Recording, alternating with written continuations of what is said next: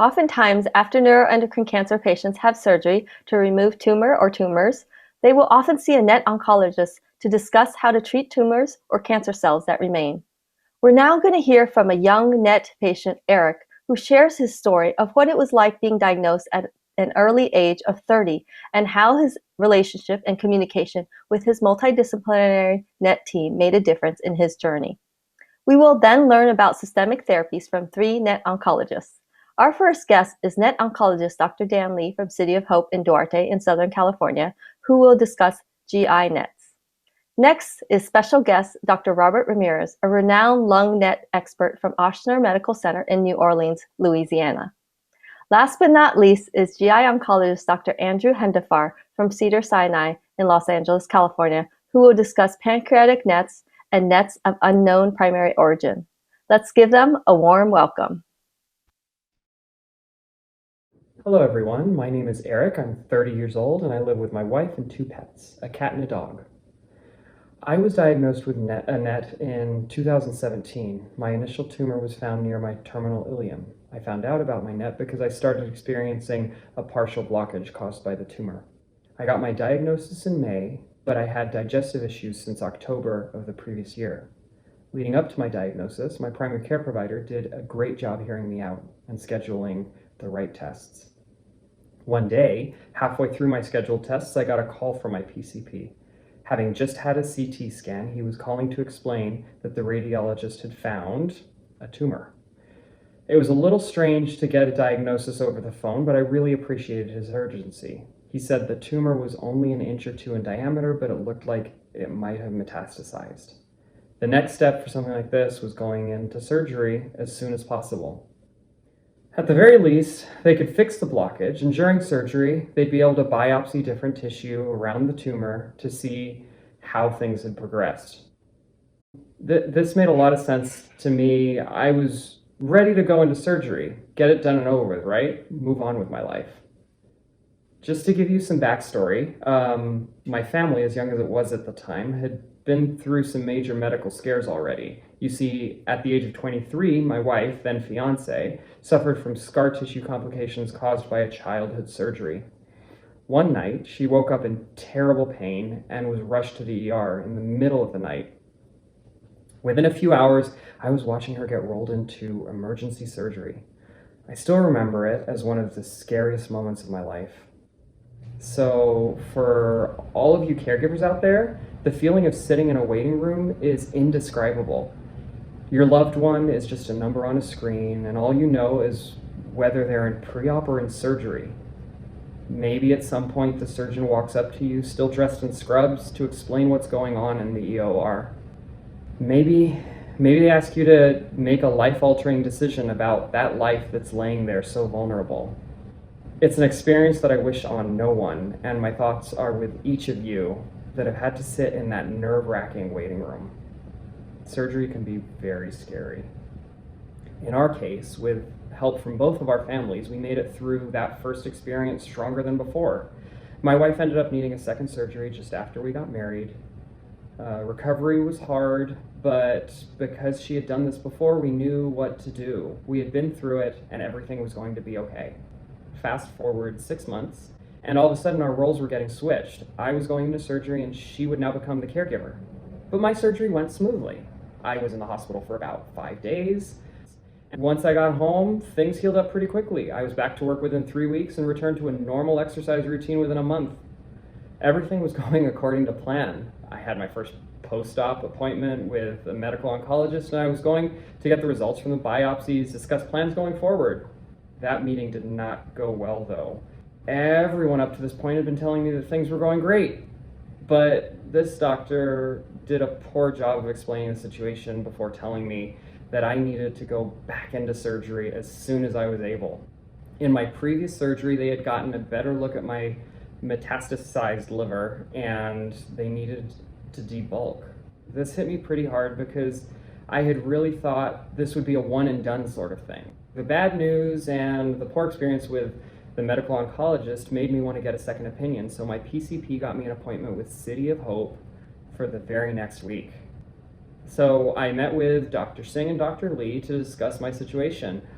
Although their recommendation was similar to my previous oncologist, they did a much better job explaining things. They took the time to listen to my concerns, showed me my test results, scans in detail, and helped me map out a plan that put my needs at the core. This experience taught me how important it is to have a good working relationship with your doctors. Understanding that these doctors were my proponents made a huge difference in how I felt about my treatment plan moving forward. Not everyone has the chance to change doctors, but if you have ever experienced a dismissive attitude from your doctor, find ways to better communicate with them. Try not to be afraid of asking questions or looking ignorant in front of your doctor. 10 extra minutes in an appointment can give a huge amount of relief. I ended up getting that second surgery to debulk my liver a few months later, and since then, I've been on a monthly somatostatin analog. Over time, my nurse and I have learned what works for me to reduce residual pain at the injection spot. This was only because I started having an open dialogue about my experience with my nurse and doctor. It's been 3 years since my first surgery, and aside from having a few bumps along the way, I have a great team supporting me and keeping an eye on my situation. I'm confident that the treatment plan is right for me, which has given me the opportunity to experience my life and future in ways that I wouldn't have imagined.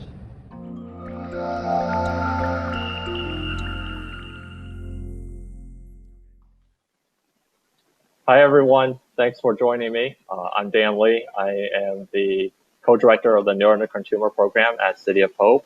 And today, I'm going to be discussing with you systemic therapy management for patients with GI neuroendocrine tumors. So as we briefly talked about earlier in the morning session, neuroendocrine tumors really are derived from numerous different parts of the body. So there can be neuroendocrine tumors throughout the entire gastrointestinal tract, predominantly in the small intestine as well as the large intestine. But there can also be neuroendocrine tumors within the appendix, in the rectum, as well as in the stomach. And that's what we're really going to be focusing on for this part of the session today. My colleagues will be discussing with you other neuroendocrine tumors throughout the rest of the body, whether it's neuroendocrine tumors in the pancreas or neuroendocrine tumors within the lung or the thymus. So we're really going to be focusing on systemic therapies used for gastrointestinal neuroendocrine tumors. I won't be really specifically discussing the management for poorly differentiated neuroendocrine tumors. So these are neuroendocrine tumors that traditionally have been very aggressive diseases and are treated with chemotherapy. Rather, I will be specifically covering systemic therapies that we often use for well-differentiated neuroendocrine tumors, whether it's with somatostatin analogs, targeted therapy agents such as everolimus, peptide receptor radionuclide therapy or PRRT, as well as we will finish with a look to the future and really focus on emerging clinical trials.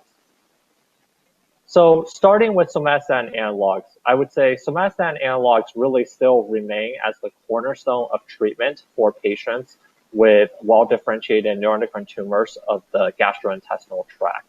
One of the reasons why it still remains as the cornerstone is because somatostatin analogs really target something that's known as the somatostatin receptor, or a protein that's on the surface of many neuroendocrine tumors within the GI tract.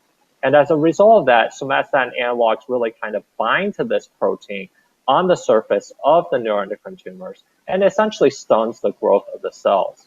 So how do we know that somatostatin analogs work in terms of controlling neuroendocrine tumors within the GI tract? One of the first phase 3 trials, and this is really a large clinical trial that took patients with well-differentiated metastatic midgut neuroendocrine tumors, meaning neuroendocrine tumors within the small intestine, who did not have any prior treatment. And they essentially randomized patients to either receive octreotide long-acting, and I know many of you might be on this treatment right now, versus placebo. And what they found was that those patients that were treated with long-acting octreotide had a significant improvement in time to progression, meaning how long the disease was controlled before their tumor started to grow. So for those patients that received only placebo, the median time to progression was only 6.0 months, whereas those patients that were treated with octreotide long-acting, the median time to progression was 14.3 months. So really showing that somatostatin analog treatment can control the tumors for a prolonged period of time and is a good potential first-line treatment option for patients with GI neuroendocrine tumors. Similarly, in addition to octreotide, we also have another somatostatin analog that is used by many patients called lanreotide. So similar to the PROMID trial, a large phase 3 trial known as the CLARINET trial randomized patients now having somatostatin receptor positive, well-differentiated neuroendocrine tumors, either the pancreas as well as multiple other neuroendocrine tumors throughout the GI tract, whether it's neuroendocrine tumors within the small intestine, colon, stomach, or the rectum. And now patients were randomized to either receive lanreotide or placebo. And what the investigators found was that when patients were treated with lanreotide versus placebo, there was about a 53% reduction in the risk of progression or death, meaning that those patients that were treated with lanreotide, again, had a significant overall improvement in disease control of their GI neuroendocrine tumors compared to those that were treated with placebo. So because of this trial, along with the PROMID trial, as you can see, somatostatin analogs really are effective treatments for patients with GI neuroendocrine tumors. So moving on from somatostatin analogs, the idea is, well, what happens if you develop resistance to that treatment? So this is where potentially target agents, of which one of the FDA-approved treatments for GI neuroendocrine tumors is a target agent known as everolimus. So how everolimus was studied was that there was a trial known as the RADIANT-4 trial that took patients that had, again, well-differentiated advanced neuroendocrine tumors, and these could be either lung neuroendocrine tumors or any GI neuroendocrine tumors outside the pancreas that had progressed on prior therapy, many on somatostatin analog treatment. And they were then randomized in a 2-to-1 fashion to receive an oral pill called everolimus 10 milligrams daily versus placebo. And what was found was that those patients that received everolimus, again, had an improvement in overall tumor control, or something that's known as progression-free survival. So the median progression-free survival for those patients that were treated with placebo was only 3.9 months, meaning 3.9 months before their tumor started to grow. And whereas those patients that were treated with everolimus, the median progression-free survival improved to 11 months. So overall, close to a year on average of disease control with this medication before the tumor started to grow again. So as a result of that, everolimus is now an FDA-approved treatment for patients that have GI neuroendocrine tumors and is oftentimes an agent that we consider to help our patients control the tumor should they have growth on somatostatin analog. So peptide receptor nucleotide therapy is also another recently FDA-approved treatment, and I would say this is really kind of the new kid on the block for the treatment for our patients with neuroendocrine tumors. Previously, many of our patients had to go to Europe to get this treatment because it was not yet FDA approved in the United States. So how peptide receptor nucleotide therapy works, particularly with this agent called lutetium-177 dotatate, is that on the one end of the molecule is something that's known as a peptide. So it's essentially a protein. And this protein, just like your somatostatin analog therapy, will bind to the surface of the neuroendocrine tumors that express that other protein called somatostatin that I mentioned, that is usually present on GI neuroendocrine tumors. And once that protein binds to the somatostatin receptor on the neuroendocrine tumor, this whole molecule essentially gets internalized into the neuroendocrine tumor cell, as you can see here. And on the other end of the lutetium-177 dotatate is a radioactive particle known as lutetium. And this lutetium will emit a dose of radiation that essentially tries to kill the neuroendocrine tumor cell. And that's why this is now considered a FDA-approved treatment for patients with GI neuroendocrine tumors. So the data behind this really stems from the NETTER-1 trial. And I know the nuclear medicine physician, Dr. Mitra, is going to go into more detail about this. But essentially, in the NETTER-1 trial, it looked at patients that had, again, metastatic mid-gut neuroendocrine tumors. So these were patients that had small intestine neuroendocrine tumors. And they were randomized in a one-to-one fashion to either receive lutetium-177 dotatate or a higher dose of somatostatin analog of octreotide at 60 milligrams, so essentially a double dose.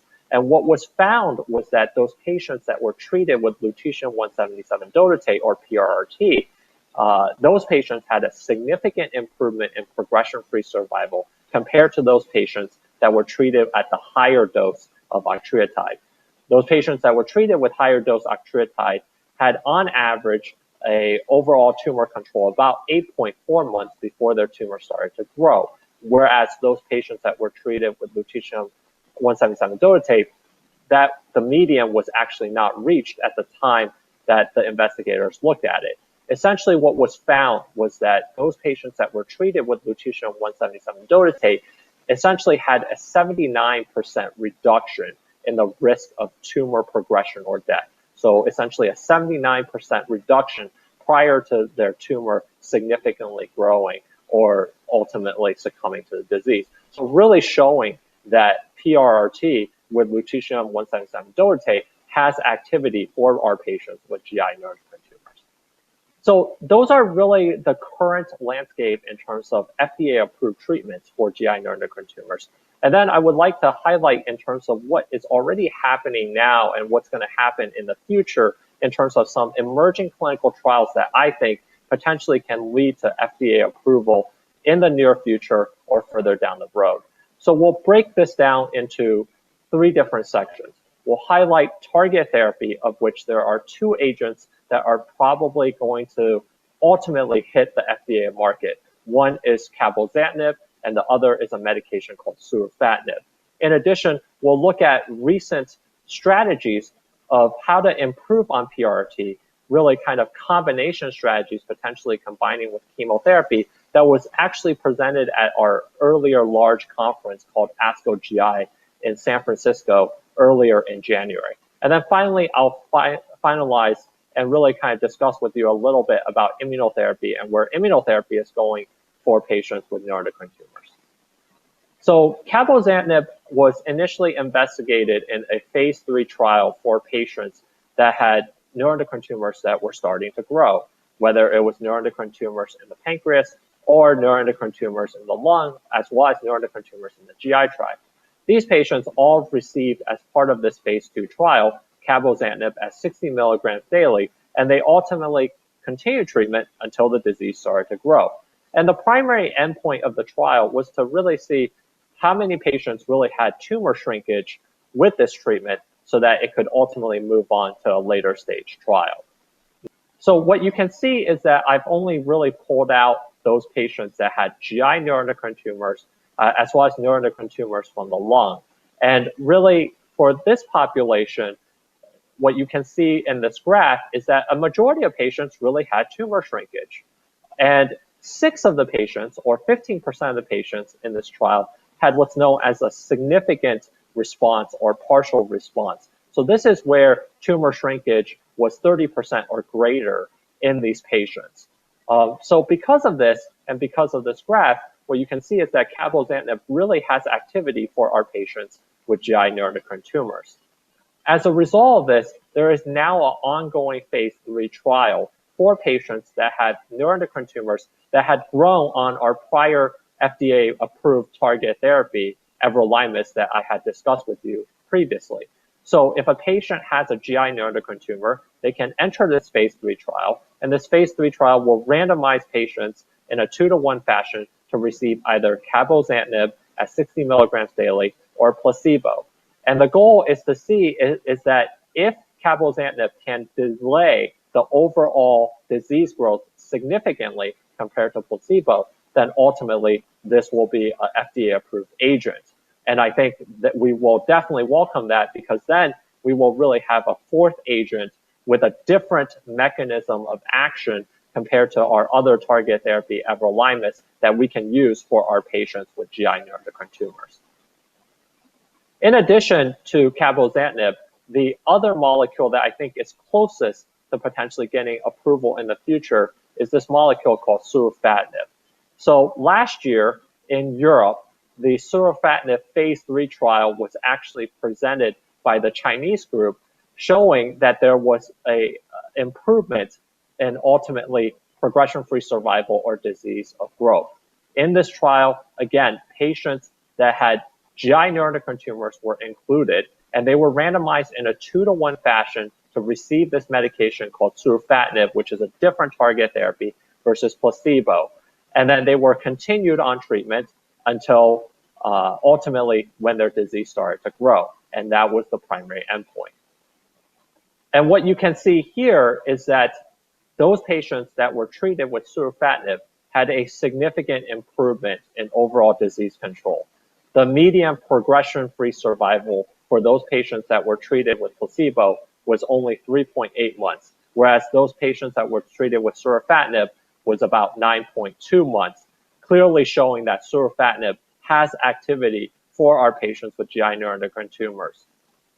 This just shows you, like the other graph before for cabozantinib, what you can see is that majority of patients that were treated with surufatinib had some tumor shrinkage of their GI neuroendocrine tumor. So really showing you that surufatinib has activity for this disease.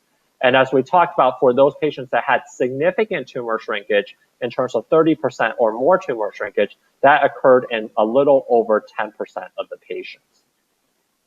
So switching from target therapy, as we can see that there are 2 target therapy drugs that are going to be moving forward in terms of trying to potentially get FDA approval in the future, and they might need to complete additional study.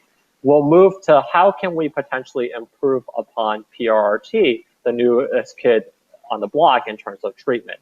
So one of the strategies that the Australian group has looked at is whether or not you can combine chemotherapy with PRRT to improve potential overall tumor control. So they presented this study at the ASCO GI conference earlier this year, where they looked at patients that had low or intermediate grade midgut neuroendocrine tumors. So these were neuroendocrine tumors of the small intestine tract, and they were randomized to receive traditional PRRT with lutetium-177 octreotide versus chemotherapy with these 2 chemotherapy pills. One is called capecitabine, and the other is called temozolomide, plus the PRRT. And what they wanted to see was what was the progression-free survival rate at 15 months, meaning was there a difference at 15 months between disease control for those patients that just received PRRT or oral chemotherapy plus PRRT. And what they found was that for this group of patients that had small intestine neuroendocrine tumors, the progression-free survival rate at 15 months was actually quite similar between just PRRT versus chemotherapy plus PRRT. In fact, the PRRT arm was actually slightly larger at 92% versus 90% with chemotherapy plus PRRT. So really showing that probably chemotherapy plus PRRT does not add any additional significant advantages. Interestingly, when they look at tumor shrinkage, those patients that got chemotherapy plus PRRT had slightly more tumor shrinkage or significant tumor shrinkage. Again, this is tumor shrinkage that's 30% or more within the tumors compared to just PRRT alone. Those patients that got chemotherapy plus PRRT had about 25% chance of having significant tumor shrinkage compared to 15% of the patients that just got PRRT. Now, what is the potential cost of this treatment? The cost is that whenever you add additional treatment, you're going to potentially have more toxicity. So this is really what this slide is trying to show you. What you can see is that for those patients that got chemotherapy plus PRRT versus PRRT, now you're having a significant increase in those patients that have significant toxicity, what's known as grade 3 or more toxicity. So you can see that for chemotherapy plus PRRT, it's at 75%.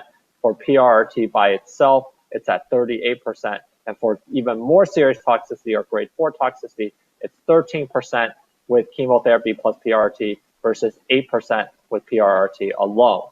And what you can also see on the right table is that those patients that got treated with chemotherapy plus PRRT had a tougher time completing protocol-based treatment compared to just traditional PRRT. So with this data in mind, I would say probably for our small intestine neuroendocrine tumors, probably not the best choice to combine chemotherapy plus PRRT at this point in time.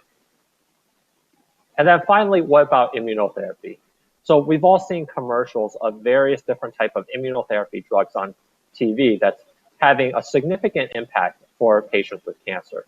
Unfortunately, many of those treatments, known as immune checkpoint inhibitors, have not been shown to have significant efficacy for patients with GI neuroendocrine tumors. So this is where we have to really think about other strategies that we can use to target the tumor. So bispecific antibodies is really kind of the next generation of immunotherapy that we're thinking that might be able to work for neuroendocrine tumors.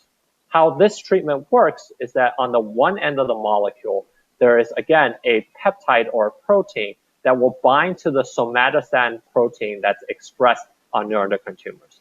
And then on the other end of the molecule, there is a molecule known as CD3. And what this CD3 molecule does is that it essentially accrues and recruits your immune cells in the body to then try to target the neuroendocrine tumor to essentially try to kill the neuroendocrine tumor cells.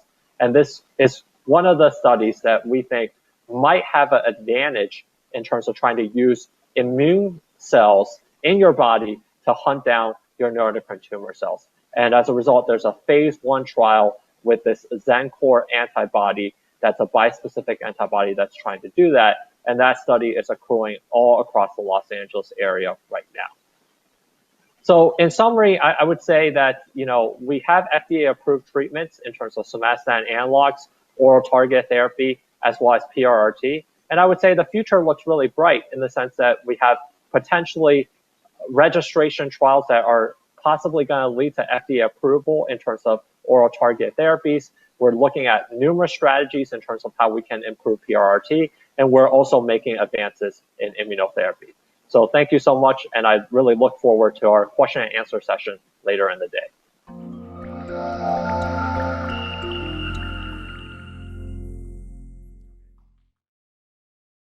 Hi, I'm Dr. Robert Ramirez. I am a medical oncologist specializing in thoracic and neuroendocrine malignancies at Ochsner Medical Center in New Orleans and part of the New Orleans, Louisiana Neuroendocrine Tumor Specialists. I want to thank the organizers for inviting me to speak about systemic therapy for lung neuroendocrine tumors and also DIPNEC. So here are my disclosures. So some of the things that you should be able to walk away from this talk with answers to is, what is a lung neuroendocrine tumor in DIPNEC anyway? How would I feel if I have this? What are my doctors going to do? And what kind of workup do I need? Which doctors am I going to need? And when I'm reading my scan reports, what am I really reading, and what scans do I really need anyway? Am I going to need an operation? What about chemotherapy or radiation therapy? And finally, what do my doctors tell me I'm inoperable, and what do I do then? So let's start at the beginning and talk about lung cancer. Now, lung cancer is a very common malignancy. Well over 200,000 patients get diagnosed every year in the United States with lung cancer. And this is a slide from a few years ago from the CDC saying that the rates of lung cancer are dropping, which is a very good thing.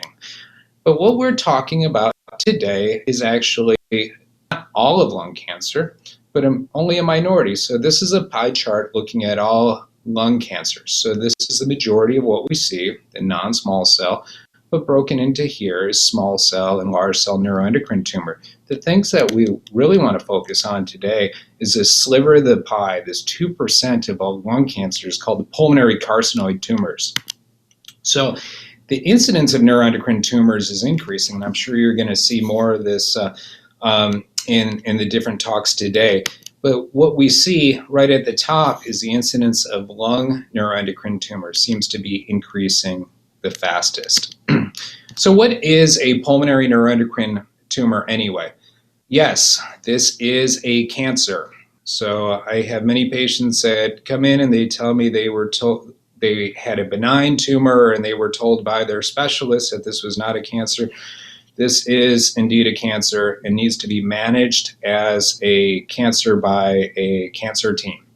It's highly variable in symptoms, going from anywhere from cough many times, which can sometimes have either blood-tinged sputum or even frank coughing up blood.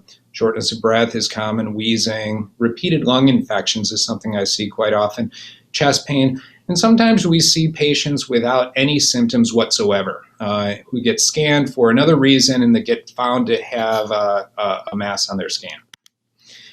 So this is a patient of mine who several years ago came in with a cough and a wheeze, and he had an abnormal chest x-ray which led to this CAT scan. So this is a cross-sectional image through his chest. So what we see here, the way this is read is takes slices through the body. So here's the back, here's the front, left side, right side, here's the heart, here's the right lung, and then you see this right here. So that is a tumor. Now, nobody will tell you what it is because we don't know. Looks like a lung cancer to me, but we need a biopsy. We need to look at this underneath the microscope. And there's several different ways to do that. So the first way is generally through the bronchoscopy. This is where a camera is placed into the airway by the pulmonologist or thoracic surgeon, and you're able to assess the airway and get a biopsy. The endobronchial ultrasound is also another useful tool to look at lymph nodes outside of the airway. Mediastinoscopy is a minimally invasive surgery that is also used to assess some of the lymph nodes. We sometimes need to do a CT-guided biopsy by the radiologist, where they will place a needle through the chest wall into the tumor and get a biopsy that way.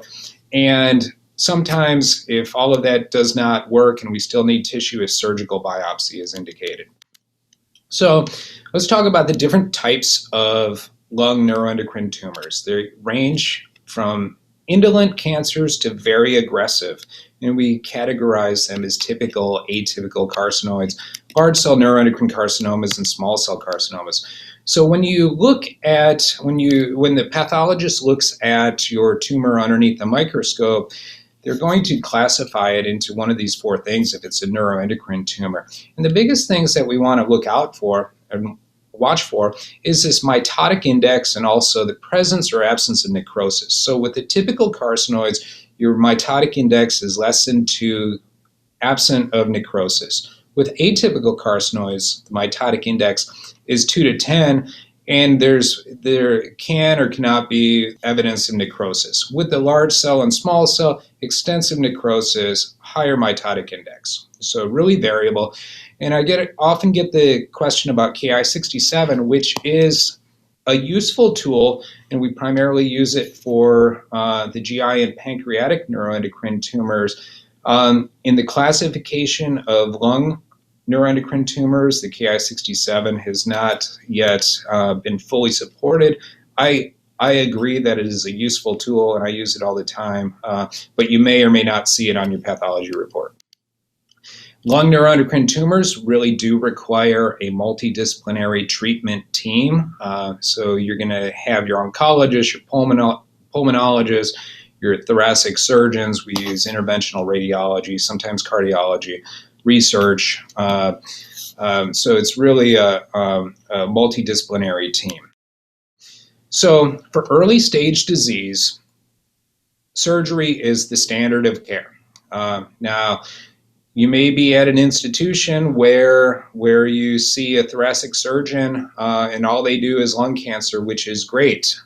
You may or may not find someone who has seen many carcinoid tumors, because let's face it, that is the minority of lung cancers. So as long as you have a thoracic surgeon who is skilled in treatment of lung cancer, this is what you need. Traditionally, the lobectomy is the gold standard. There may be a role for some sublobar resection of some of the small tumors, but it is important to evaluate the lymph nodes because survival is really dependent on this. So we talk about after surgery really needing surveillance. What about chemotherapy after surgery? In some lung cancer patients, non-small cell lung cancer patients, we give chemotherapy because there's a survival benefit to patients who get chemotherapy. Well, in the neuroendocrine tumor and the tumors and the pulmonary carcinoids, there's not a whole lot of data that suggests that that's beneficial. In fact, this is a study of over 100 patients with atypical carcinoids, and they found no difference in survival in patients who received adjuvant chemotherapy versus those who did not. They did show a worse prognosis with those sublobar resections. So really it's dependent on your staging. So this chart looks at the frequency of metastasis, and what I would say is, again, this goes back to these types of cancers are really cancers, and they have the ability to spread. This series looked at 5,000 patients with about a third of them being lung tumors, and they found a 27% incidence of metastasis. So again, these are not benign. Let's go back to the patient I talked about.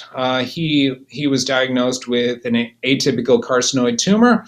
He had it resected, and several years later, he underwent a scan which had shown liver lesions, and we ended up getting a gallium-68 dotatate PET CT on him, and this is what it had shown. You see lots of the way this is read. This looks at you from above. Here's the head, the left arm, the right arm. Here's the chest. Here's the liver and the abdomen. The majority of the dark spots are related to cancer. So this guy had widespread disease. So now we go into a different type of mode, and we got to figure out how best to treat him. So the one thing I will say about this imaging is, as I put down here, this is superior to Octrea scans. So if you ever have the option, please go after getting a dotatate PET CT rather than an Octrea scan. You may need to travel a little further, but it is worth it. So what are the guidelines tell us about options for advanced neuroendocrine tumors? So sometimes there's observation, sometimes there's somatostatin analogs. We'll talk more about that. Everolimus is a medicine we use, sometimes some chemotherapy, or the newest one on the block is radionuclide therapy, or PRRT, which we'll talk a little bit about. Some of the other options that we use, so stereotactic radiation, sometimes some endobronchial therapy, liver-directed therapy, and please don't forget about clinical trials, because this is how we advance our field. So who can be observed? So these are the people who I can observe are those patients who are asymptomatic, who tend to have the typical carcinoids with a low volume of disease. Sometimes I'm observing patients who have multiple comorbidities, who wouldn't tolerate any sort of treatment.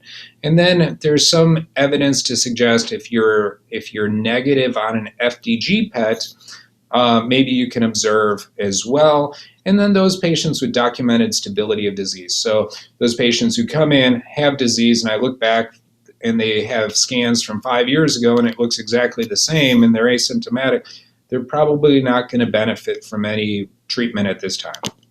What about the somatostatin analogs? We've got two in the United States, octreotide and lanreotide. Both have been studied in a prospective fashion that have been shown to improve progression-free survival. But I would caution is that these patients with octreotide, this was in the midgut neuroendocrine tumors, and with lanreotide, this was in the gastroenteropancreatic neuroendocrine, so not lung. So what evidence do we have for lung? Well, we have a few different studies that support the use. This was a small study. 30 patients used first-line SSAs and metastatic pulmonary carcinoids. The majority of them were atypical, and they also looked at this FDG PET to see if they were positive or negative. The findings were best overall response with stable disease in the majority of patients, so 86%. And it didn't seem to matter whether octreotide or lanreotide was used. What was interesting with this study is they broke it into FDG PET positive versus PET negative. So again, these are the PET negative who survive longer than the PET positive. So again, those PET negative, FDG PET negative, may be better actors than the PET positives. Here's another study, 60 patients. Again, the majority are atypical carcinoids. And again, they found stability of disease in nearly 80% of patients. There is one prospective study looking to answer this. It was a phase 3 randomized, double-blind, placebo-controlled study that was looking to answer this question as to whether or not an SSA was beneficial. They randomized against placebo, and unfortunately, this closed in 2018 due to poor accrual. But nonetheless, the somatostatin analogs have a role and are generally considered first line. Once we move on from the somatostatin analogs, we talk about mTOR inhibition with a drug called everolimus. This was demonstrated a benefit in the RADIANT-4 study, which looked at patients with lung and GI neuroendocrine tumors. And this was randomized patients to everolimus versus placebo. So there were 90 patients in the lung subgroup. And what I want to point out here is the majority of these patients were of that Ki-67 less than 20%. So there were only a handful over 20%. So again, those Ki-67s were collected on here.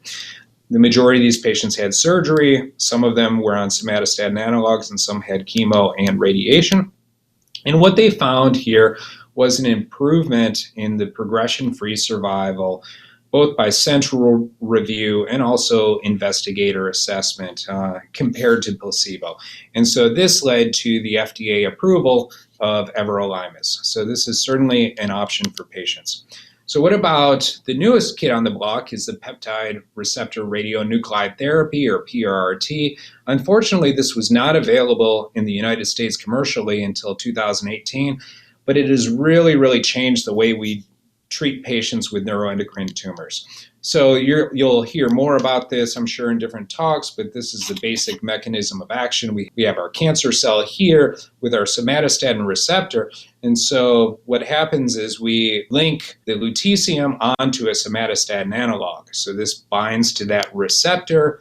It gets internalized into the cell where it emits beta emission, and then this produces free radicals and causes cellular death. So it works really, really well.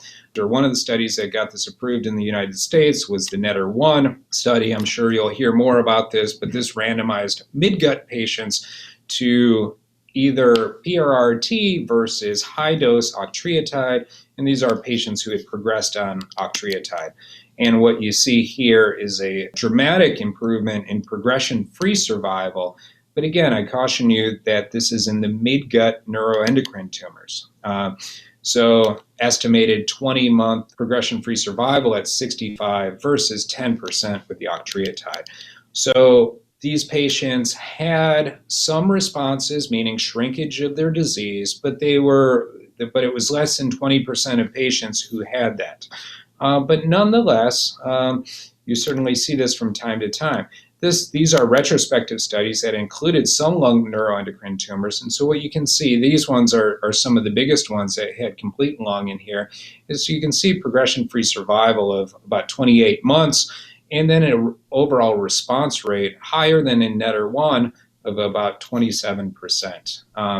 So this is a patient of mine who had extensive liver disease. So you can see this. We treated him with PRRT, and we got a response like this after his treatment. Now, this doesn't happen with everybody, but nonetheless, this is something that we see from time to time. So what about local therapy? So those patients who have a solitary lesion, who don't want surgery, or maybe there's something more that we can do, or those with extensive liver disease. So there's stereotactic radiation, either SBRT or SABR. This is a short course of very intense radiation. So this is normally given over about a 5-day period. And we use it a lot of times in our non-small cell lung cancer patients who are inoperable or who refuse surgery. And the radiation oncologist will tell us that this is equivalent to surgery. Well, what about in carcinoid patients? Well, the literature is still growing in this area, and we're looking at ours as well. This is a series of 4 patients with 2 pulmonary carcinoids who underwent SBRT. Again, this was in over a 3-day period, this one over a 5-day period. And again, they're relapse-free at going on 3 years, and then this one is over a year. So again, maybe a role. This is another series of patients, primarily typical carcinoids, again, given over a 5 to 10-day period and all of them had local control without much in the way of complication. This is the largest series. This is a retrospective study that looked at SBRT versus fractionated radiation, meaning given over a 6-week period. And 84 patients had received SBRT, and so what you can see is those who received SBRT actually survived longer than those with the fractionated radiation. So SBRT may have a role. This is another one of my patients, a 75-year-old with an atypical carcinoid tumor right there, but that was the only site of disease. We gave her 5 days worth of radiation, and 6 months later, her scan looks like this with the dead tumor there and radiation changes. There's endobronchial therapy, so those patients who have endobronchial lesions, there's different things that we can do: laser, cryosurgery, mechanical debulking, or photodynamic therapy. So this is a patient who had PDT or photodynamic therapy. He had a mainstem bronchus lesion, so you can see it right here. He was injected with the light sensitizer and subjected to light, and so had a bronchoscopy for debridement, and a year later, this is his airway, no evidence of tumor and resolution of all of his symptoms. So it averted the need for surgery. This is a series of patients who had a 5-year follow-up after their endobronchial therapy. So primarily typical carcinoid tumors, and you can see the majority of them had complete remission with endobronchial therapy. So it's something that we can certainly do. Don't forget about liver-directed therapy. So with embolization, primarily chemoembolization or bland embolization nowadays, a patient with a neuroendocrine tumor of the lung, you can see it right here, but then you scan the belly and you see all of this disease within the belly. So we started with everolimus along with embolization, and scans at 18 months show shrinkage of that tumor in the lung, but also a very dramatic response to in the liver. So finally, I want to talk about DIPNEC. This is a poorly understood disease that affects a lot of patients, and I think is probably underdiagnosed. So this stands for diffuse idiopathic pulmonary neuroendocrine cell hyperplasia. It is rare. The largest case series had 59 patients in it, and this is a diffuse proliferation of neuroendocrine cells limited to the basement membrane. We think it's pre-neoplastic, but it can sometimes present with carcinoid tumors. So nonspecific symptoms, so cough and shortness of breath. Often people get confused as having asthma or COPD and get treated for this until this is actually diagnosed. So it's picked up, the CT is often showing multiple pulmonary nodules with something called mosaic attenuation. And I'll show you a picture here. You diagnose this generally through surgery, but sometimes you can really, if that's not an option, sometimes we think maybe it can be diagnosed clinically. So this is a picture of a CT. So again, you can see multiple pulmonary nodules throughout the lungs here. And then something called this mosaic attenuation. So it's sort of this patchy areas within here. So it's really not uniform. So that's a very classic picture of this. So this is a series of 19 patients. And the big thing to point out here is the mean duration of illness prior to a diagnosis was nearly 9 years in this series. This is the largest series to date of 59 patients from Mayo over a nearly 20-year period. So the median age was 63, primarily female, never smokers, and presenting with cough, wheeze, shortness of breath. 93% had bilateral lung nodules, nearly 70% had mosaic attenuation, and nearly a third of patients had a concurrent carcinoid tumor at diagnosis. So how do we treat it? Sometimes you can observe people. Sometimes steroids or inhalers work. There may be a role for somatostatin analogs, and in severe cases, lung transplant has been used. This is data from our institution we presented several years ago that looked at 4 patients who were placed on somatostatin analogs, and what you can see is either symptom resolution or symptom improvement in all 4 of them. So there may be a role for that. So finally, I'll sum up by saying this is sort of the algorithm that we use. So patients with a diagnosis of a neuroendocrine tumor, the lung, they get functional imaging, preferably with a dotatate PET CT, and then we discuss them in our tumor board and determine if they're resectable or unresectable. If they're resectable, they go to the thoracic surgeon, and then they come back and we monitor them clinically from here on out. If they're unresectable, we have several different options that we all talked about today. Again, I want to emphasize the clinical trial option. There's several clinical trials out there, and this is how we advance the field. So I'll stop there. Feel free to email me questions, or I'm looking forward to the question and answer session later. Thanks for having me, and stay safe.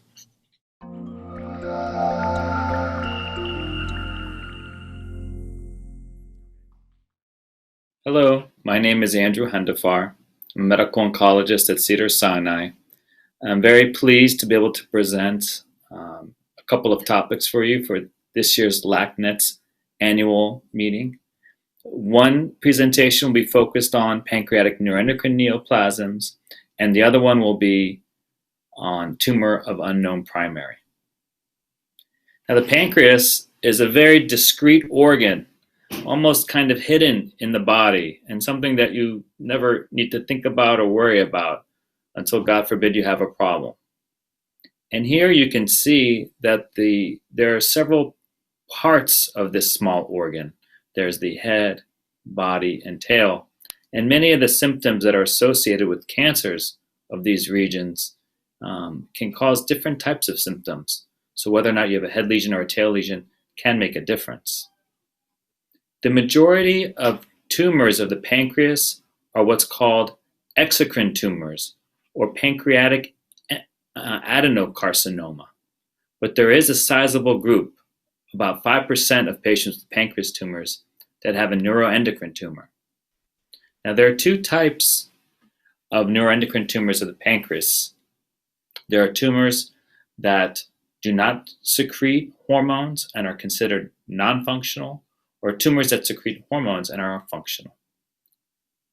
Now, this is a very important point, and one that I would like to emphasize for everybody. We really need to know if your pancreatic neuroendocrine tumor is functional. The way we do that is usually through symptoms, signs and symptoms.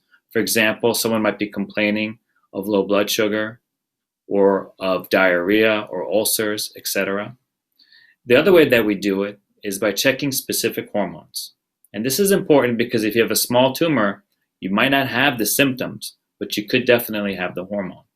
So things like proinsulin and insulin, gastrin, glucagon, VIP, and somatostatin need to be checked at diagnosis for every patient with the pancreatic neuroendocrine tumor. The other very important attribute of these tumors is their grade. Grade is everything. By grade, we know what kind of tumor you have, how likely it is to spread, what kind of treatment you should receive, and we even sometimes use it to prognosticate what your outcomes might be. The grading is very similar to the grading of other neuroendocrine tumors. They're differentiated by well differentiated is grade 1 and grade 2, and poorly differentiated is grade 3. And the difference between grade 1 and 2 is the Ki-67 percentage, where less than 3% is grade 1, and between 3 and 20% is grade 2. Now today I'll focus a lot on well-differentiated tumors, as this is the majority of patients with pancreatic neuroendocrine tumors are well-differentiated. The treatment options are quite extensive. We have surgery, and I would call there's two types of surgeries for well-differentiated tumors. One is a curative surgery, where you take out all the cancer cells from the body. And the other one is what's called a debulking surgery, where you try to remove the vast majority of the cancer in the body. So those are two options. We have liver-directed therapies, which are therapies that use the arteries that supply the liver, and that could be given as radioembolization, chemoembolization, or bland embolization. We have somatostatin analog therapy with either sandostatin or lanreotide. There's peptide receptor radiotherapy that's been approved with Lutathera. We have chemotherapy for this disease and very effective pill combination called capecitabine and Temodar. There's mTOR inhibitors like everolimus. And finally, there are kinase inhibitors of the vascular endothelial growth factor, which includes sunitinib and cabozantinib. Now, how do you choose amongst these wide array of treatments? Well, it's a good problem to have. I tell you that. It's a good problem to have because there are a lot of effective therapies for pancreatic neuroendocrine tumors. On the other hand, if you have a poorly differentiated neuroendocrine tumor, they call them a neuroendocrine carcinoma, or the therapies are much more limited. Really, the only effective proven therapy is chemotherapy. There are some studies looking at immunotherapy, and there are some studies looking at ways to add to PRRT. PRRT alone won't be able to treat these tumors, but there are clinical trials looking at PRRT in combination with other therapies. Now, with all these different treatments and all these different options, how does one sequence these tumors? Well, I would have to say that sequencing therapy is a very individualized process. There are going to be algorithms that your providers generally use. Neuroendocrine tumors, especially the pancreas, can be quite heterogeneous. There can be different types of neuroendocrine tumors, and you could be presenting at different stages.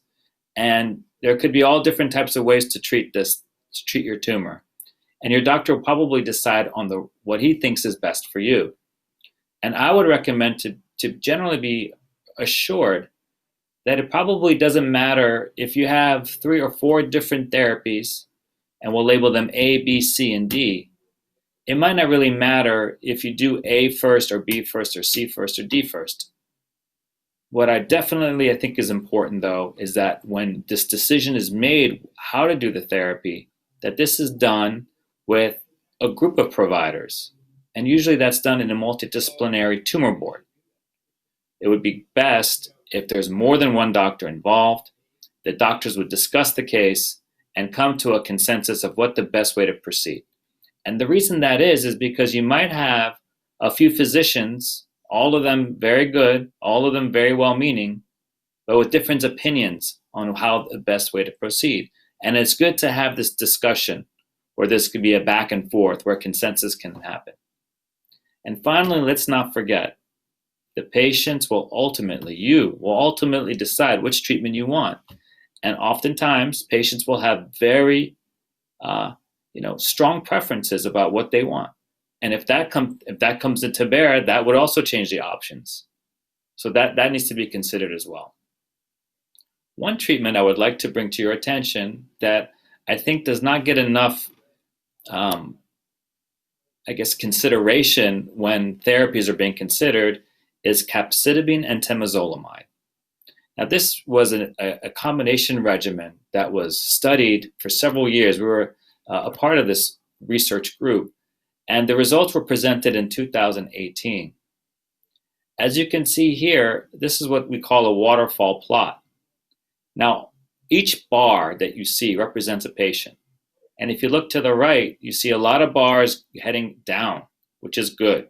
And you can see that the combination treatment, even temozolomide alone, but especially the combination therapy, really shrinks the size of these tumors. This is something important to consider when you're trying to decide on a therapy.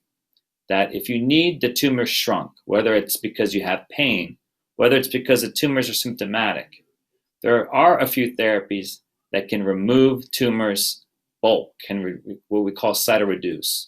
One of those is surgery, another is PRRT, and another one is capecitabine temozolomide.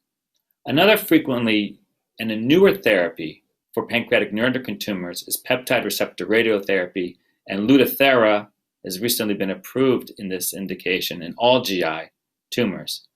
Now, if you look at other research studies that included pancreatic neuroendocrine tumors, it's generally believed that the benefit of receiving PRRT is similar in this group when compared to other GI neuroendocrine tumors. So it's a viable therapy, it's an effective therapy, and it's something that should be considered for any patient who has a pancreatic neuroendocrine tumor that's progressed on somatostatin analog therapy. Now, which patients should get PRRT is very important. It's something that you have to consider. One, when you do the gallium scan and you assess somatostatin receptor expression, you need to make sure that it's high, that the tumors, all of them have it, that the expression is good. It's a good, hot tumor. That's the right one for this type of treatment. You need to make sure that it's medically appropriate, that the site of disease is correct. You know, if you have one tumor in the pancreas, you probably don't want to use PRRT. You need the tumor to have probably spread. Otherwise, it's probably not the right therapy for you. You also have to consider what's the condition of the patient. That's important. You have to have a certain amount of strength and vitality to be able to receive this treatment. And finally, if you've already had PRRT and you want to do it again, you have to consider what are the criteria for retreatment. Are my blood counts okay? Did the first go around give me benefit enough to justify using again? These are the things to consider. Now, we have new therapies in development. One of them I wanted to talk to you about was an interesting bispecific antibody for pancreatic neuroendocrine tumors. This is by Xencor. It's a bispecific antibody that binds CD3 and the somatostatin receptor, and this is used to recruit T cells for killing neuroendocrine tumors. This is a different type of immunotherapy approach. It's similar in class and tries to elicit an immune response similar to what's called CAR T cell, which is really trying to activate the T cell to target tumors. Some of the side effects include cytokine storm, but that's rarely seen, but that is a general side effect of this class of drugs. And it's something that's being developed, interesting, different concept that I wanted to bring to your attention. Oh, and here you see the binding of the T cell, the cytotoxic T cell, and the binding of the tumor cell, trying to bring those two in close approximation to kill the tumor. Really exciting new concept. Oh, and the dosing schedule is that it's an IV therapy that's given weekly. So thank you for hearing my little talk on pancreatic neuroendocrine tumors. Now, they're keeping me busy at LACNETS, got to keep moving. Next presentation is neuroendocrine neoplasms of unknown primary. Okay, so now we're going to talk about a neuroendocrine tumor and identifying the primary site. It's net, now what? The importance of accurate subtyping. So an identification of the actual anatomic primary is an issue for many patients with metastatic neuroendocrine tumors. 50% of neuroendocrine tumors are metastatic at the time of diagnosis. And surprisingly, up to 15% of patients, the site of origin is unknown, even after an extensive diagnostic workup. Now, accurate identification of this primary site is important to be able to stage the tumor, to be able to understand what monitoring to perform, to selecting an optimal surgical approach, and really selecting the best treatments, because some of them are very site dependent. Now, what do you mean? Well, look, these are many different neuroendocrine tumor subtypes that are treated a little bit differently. For example, if you have a well-differentiated GI net from the midgut, you would use octreotide or lanreotide. But if this was a pancreatic neuroendocrine tumor, you might decide to use sunitinib, which is not really approved for neuroendocrine tumor from the midgut. If you had a neuroendocrine tumor of the thyroid, you would use a drug called vandentanib, which has no role in other types of neuroendocrine tumors. Now, if this was coming from the lung and it was a high-grade tumor, you'd want to use immune therapy. And interestingly, there's a subset called Merkel cell carcinoma, which is actually a skin cancer that looks like a neuroendocrine tumor, but it's often very difficult to find the skin cancer. And these patients respond very well to immune therapy like other skin cancers. So these are things that we have to consider when we don't know the actual site of the primary lesion. So if you look at the NCCN guidelines, they do have recommendations on how to deal with if you don't know where the primary is. As you can see, the approaches differ depending whether or not you're poorly differentiated or well differentiated. So as you can see, this is an important dilemma for patients with neuroendocrine tumors. Now, when you're trying to identify the primary, there are several things you need to do. One, you really need to look closely at the pathology. You might want to do a second opinion to confirm that it really is a neuroendocrine tumor, that it really is well differentiated, that the markers don't really support a primary site. You might need to even sample more tumor to help establish diagnosis. And in my experience, if a pathologist ever tells you that they need more tissue to confirm or to make a diagnosis, you immediately get more tissue. It's very important, and it's always worth the effort. Now, the clinician also has to do due diligence. He has to say, okay, we have tumors here and there. Does this make sense? Is this right for this person's age? Is it right for their symptoms?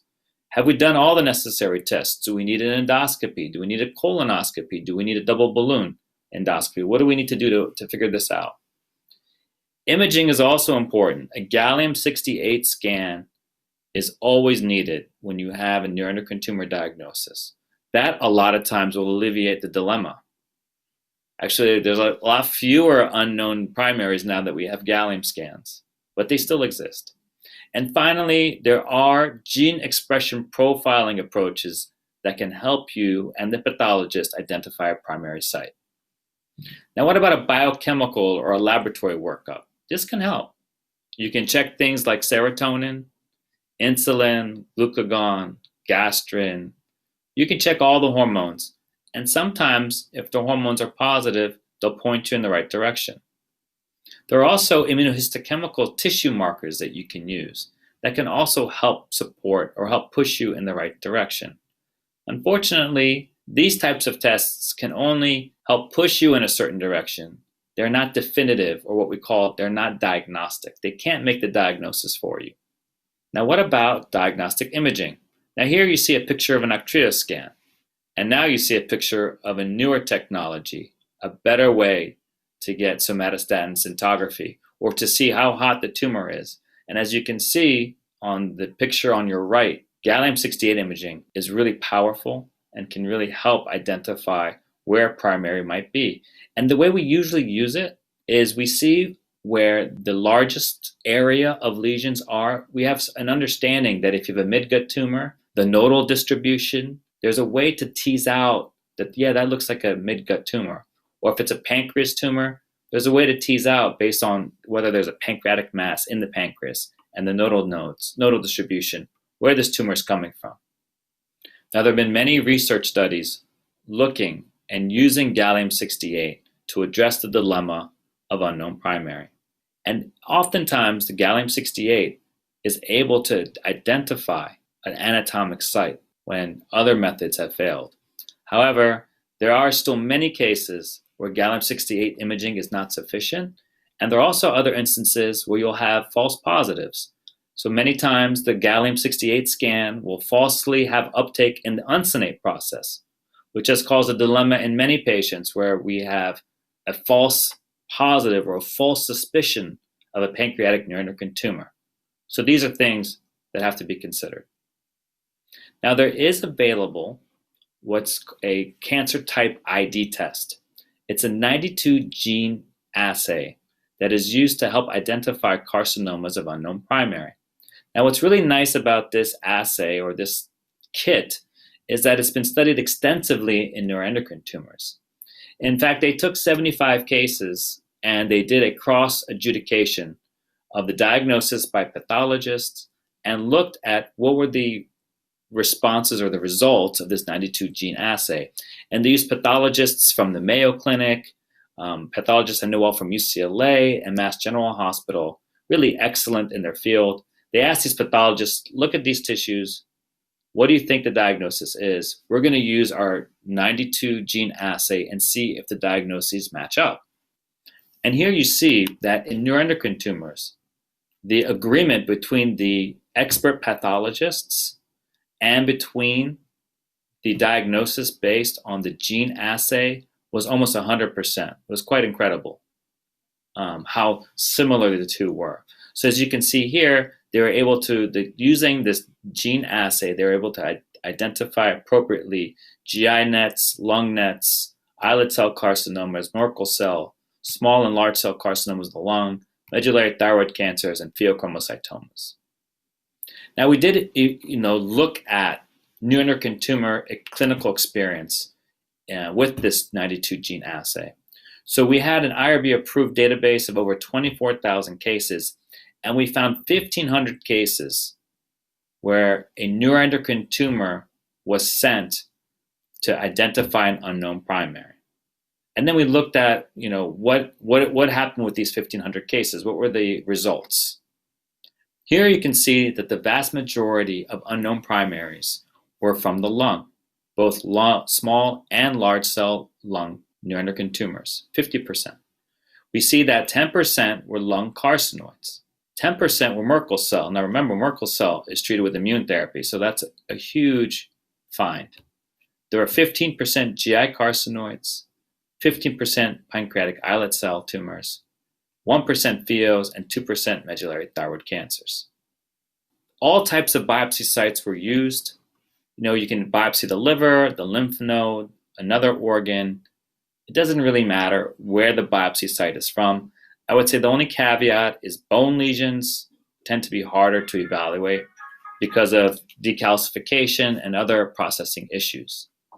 So the conclusion of the experience with the 92 gene assay was that they were able to use it to classify several patients with a neuroendocrine tumor of unknown primary, and that this could be a useful component to a workup. Now, this is what this gene expression profiling looks like from biotheranostics. When your oncologist or pathologist sends the tissue out, this is the type of report that they get in return with based on the gene assay, what is the likelihood that this tumor is from this site or that site? And if you want to do a proposed algorithm, I think this is something that we could consider. If you have a neuroendocrine tumor and you don't know the histology, well, you do know that it's a neuroendocrine tumor, but you're not sure where it came from. You have to do lineage-specific immunohistochemistry with your pathologist, meaning the pathologist has to look at the tissue, try to help you out. You have to get a gallium-68. Now, if you do a gallium-68, if you do, a further pathology workup, and that doesn't lead you in the right direction, you did a scope and you didn't see anything, and you still don't know where this thing is from, that might be a good time to use the 92 gene assay or what we call a molecular tumor classification. Another way to do it is to send it for other types of molecular profiling. We do that quite often, whether you use Foundation Medicine, a Caris. There are other molecular testing that can, based on the gene profile, help point you in a specific direction, but probably not as helpful to identify the primary as this molecular tumor classification. But I want to end this talk with the message that when you have an unknown primary, it's really important that you dig a little deeper. You really take the extra time and effort to figure this thing out.